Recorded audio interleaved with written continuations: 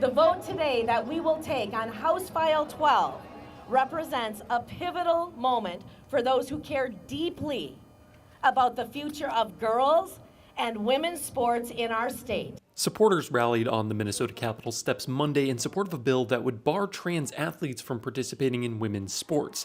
Hundreds attended the rally, including former Minnesota athletes and conservative activist Riley Gaines. Minnesota for too long has turned its back on women and girls. The concept of gender identity and the reality of sex are in direct conflict with each other. Supporters argue that athletes who are born male but might identify as transgender women have a biological advantage in women's sports.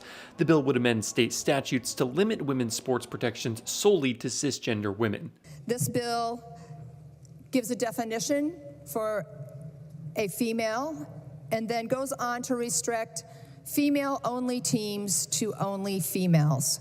But the bill was met by sharp opposition from the House DFL.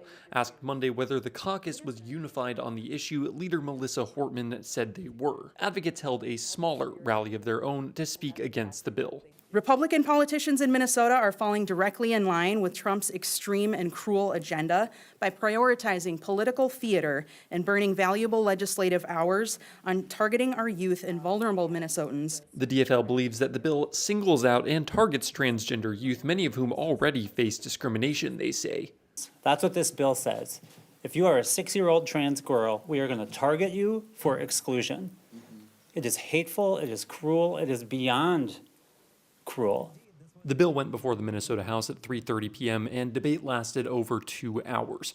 Without at least one DFL vote for the bill did not pass. Reporting in St. Paul, I'm Quinn Gorham.